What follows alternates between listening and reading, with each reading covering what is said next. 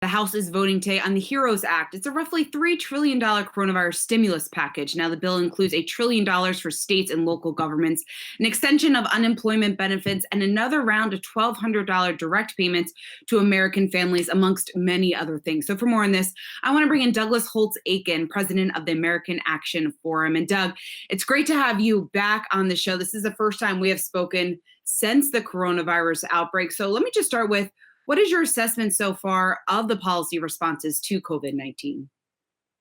I think on the whole, it's been quite remarkable. Begin with the Federal Reserve, which saw that there was a massive cash flow crunch out there in non-financial America, and that the enormous sell-off we saw that was really roiling financial markets needed to be met with a force of liquidity. And they committed to providing as much for as long as necessary.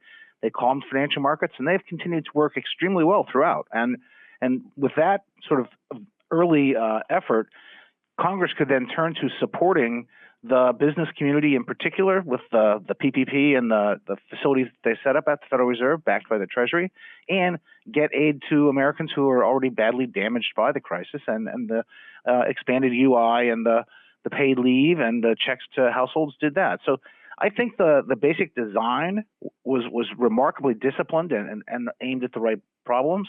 The speed with which it got done and the scale at which they did it, all remarkable. So I think that's all good news. We've had some problems in execution. We've seen that in the PPP and elsewhere, and we probably got a late start. So there's unquestionably a large amount of damage out there to be repaired, and that's the next task. And when we talk about what's going forward here, what's been put forward today, at least, the HEROES Act, it's significantly more money than what we saw in the CARES Act. A big reason for this is the $1 trillion that it includes to state and local governments. From your perspective, how important is it for Congress's plans to give aid to states at this point? Well, I think the states have three problems. There are states that have had the sort of burden of enormous public health expenditures and health spending in general, and it's in the national interest to do that spending, and so I think it's appropriate for the federal government to help out or pay for that entirely.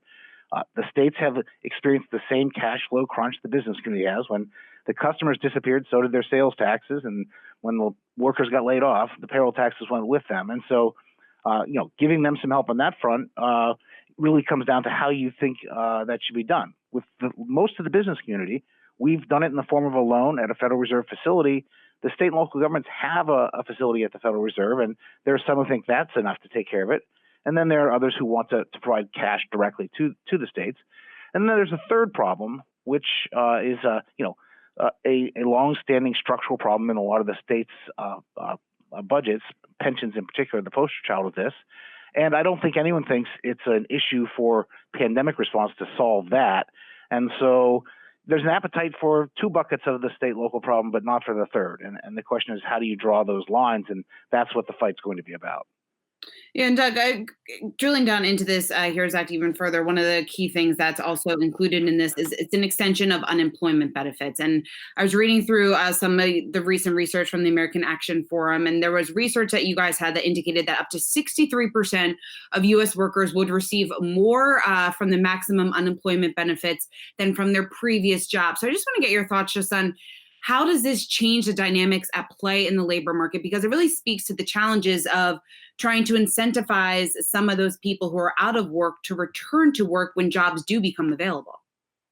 Yeah, I think this is a really important issue, and I applaud my colleague Isabel Soto for writing two really good papers on the topic. Giving people $15 an hour for 40 hours on top of their regular UI benefit is a great policy if you don't want them to go to work. And the original formulation of this was, please don't make people who don't have to go to work just to make some money. It's a completely different proposition when you want them to go to work, when you want to get the 20 million idled in April back to work and you want to get growth restarted in the U.S. economy. This is a real impediment to that and will have to be dealt with in some way.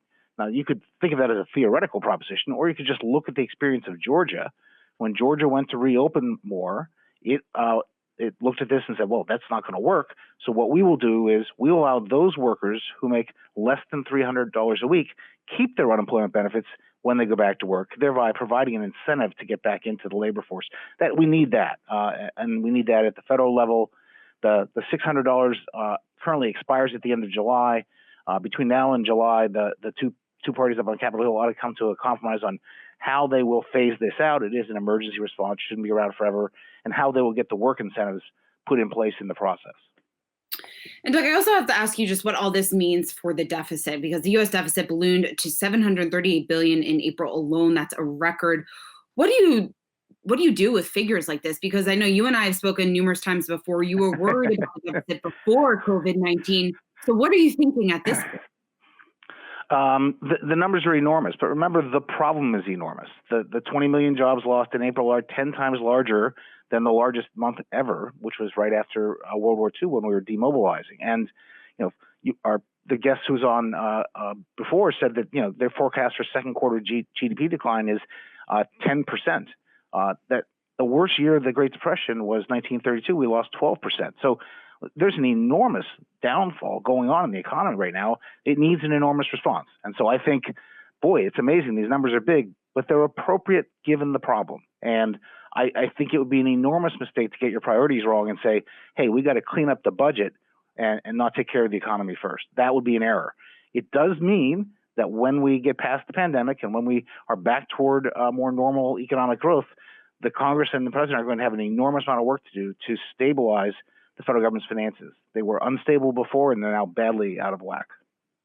All right, Douglas Holtz-Eakin, president of the American Action Forum. We love having you on the show. Thanks so much for taking the time to join us. Thanks, Seana. Hey, investors. Zach Guzman here. Are you interested in learning more about the markets and getting the latest financial news? Well, then click right here to subscribe to our Yahoo Finance YouTube channel. Get the latest up-to-the-minute market analysis, big interviews in the world of finance, and information on how to manage your money every day wherever you are.